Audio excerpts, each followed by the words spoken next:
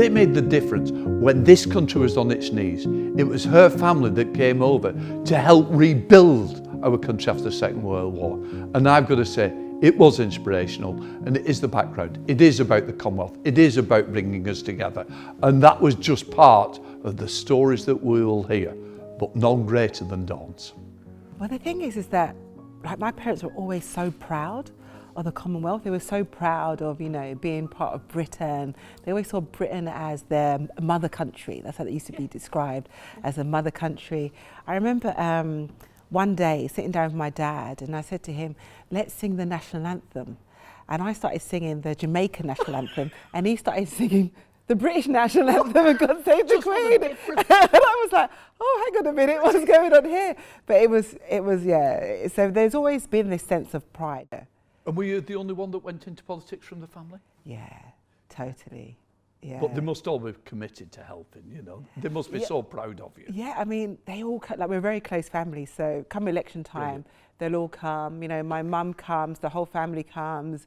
They're in the campaign office. So my brothers, they do the pickups. So they go and pick up and they love it because they love elderly people. So, like my brother does double glazing and then he likes to do So he's a salesman? But he likes to do elderly people's house and he puts up the curtain rungs for them and he stays there for ages doing all stuff, changing light bulbs. And my other brother fits stuff for people with mobility problems. Right. So they love it. So they go out, they pick up people, they take it. But sometimes, they're talking to them for an hour. And I'm like, come on, we need to get more people voting. Get those votes. Yeah, I think it's fantastic. I think, did your father have a bakery as well? Oh yeah, so we family bakery. So used to get up 3 o'clock in the morning and used to go and bake the fresh bread. All the bread was made by hand, all done the old-fashioned way. So I'm a baker's daughter, and cakes and stuff. I mean, this is why I'm not a morning person anymore. I'm much a night person, not a morning person. I've done my mornings to last me a lifetime. But of course, you'd all help presumably in the shop and the bakery and getting things out. The customer service skills. This is why I like people, because people used to come in.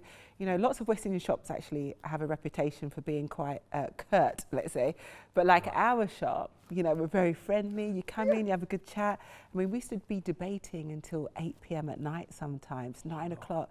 People would come in and we'll be debating. And I suppose that's my political kind of edge, because that's where I got it from. When we look at the unifying.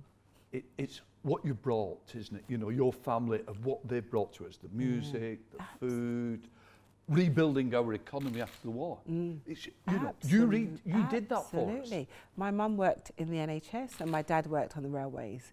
And you'll find a lot of West Indians, that's what they did. They were invited to come to the country to rebuild the country after the war. I mean, that's why the Windrush was so painful, in terms of how they were treated, because it was I remember somebody coming to see me in my surgery and I was in tears because they were they took our best years and now they said we're no good to them and we're getting rid of you. They're throwing us in the trash. And that's how they felt. And it was just really heartbreaking. And I saw my parents in all of that, in all their stories. I saw and felt my parents. And yeah, it was hard going through the Windrush scandal and the hostile environment. Absolutely. And as you say, the adverts went out there, come to the mother country. Yeah. We need you to help rebuild the country. Yeah. And they did. Yeah. As you say, the railways wouldn't have gone, the hospitals wouldn't have happened. Yeah. They were part of the community. Yeah.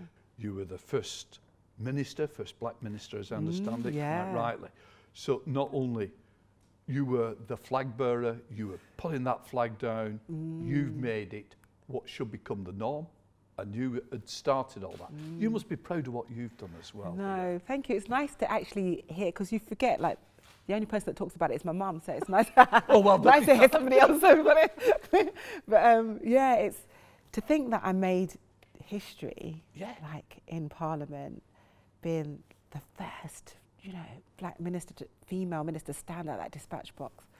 Yeah, I do get goosebumps thinking about that. That is real history. Yeah. You've got your Jamaican heritage, you chair the all-party group on Jamaica.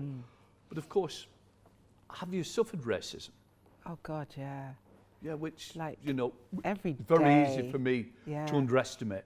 That must have had an effect as well, and standing up, and that's what's so important. Not so brave as well to be counted and fighting it. How bad was it? The weirdest thing is, like, naively, I didn't expect that I would suffer racism when I came into Parliament, for instance. And That's a shock. I know, I mean, and it sounds quite, like, I thought I'd come into Parliament and I'm elected, I'm an MP, we'll all just get on with our jobs as MPs. I didn't know that when I came in that I'd have to, you know, suffer racism and call it out. But then when I thought about it, when I came in, there were only 2 black female MPs. And so, you know, of course I was going to suffer racism now when I think about it. But I remember when I spoke about getting into the lift, the members' lift, to go to committee, and some of the MPs said, you know, they were like, this lift really isn't for cleaners. And I was like... When I read that, I was appalled. For a minute I was like, and then I said, but being a cleaner is fine. Yeah. You know, there's nothing wrong with being a cleaner. You shouldn't be so rude and disrespectful, but also just to assume that I'm a cleaner. It's that assumption. It was just, What worries me is other members. You've started off on that first footing, you've led the way. Hopefully the House has changed with you. Yeah, I think it's got, I mean, obviously it's got a lot better. I mean, there's still a lot that needs to be done.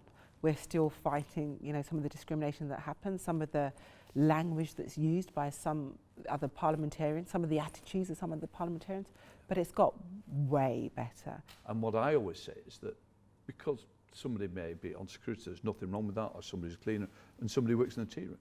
Fantastic, because we need them. But also, they shouldn't be pigeonholed that they can't go for other jobs within the House. And it's about promotion. Exactly. Is there anything you think we can be doing? I think, yeah, just where, like, we advertise and having people see, you know, people of colour doing different jobs, you know, some of the clerks, for instance, because, you know, I didn't really see myself in Parliament to think that I could be a parliamentarian. I mean, you know, there was Diane, she was the only person, only other sort of black woman, but, you know, she kind of was a lot posher than me, do you know what I mean? She went to Cambridge, spoke with a posh accent. You know, it was like, you know, you kind of think, oh, you got to go to Cambridge and all of that. So, yeah, just seeing people do these different jobs. And, you know, sometimes people do things differently, but it's still effective.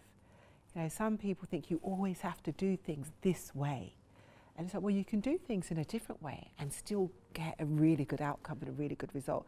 And I think we start appreciating, you know, how the skill that people bring to jobs, I think we'll get a lot more diversity coming through. Yeah. So, just sum up. How would you sum up Commonwealth and the Commonwealth Day that we're going to have? I will sum up the Commonwealth as nations coming together for the greater good.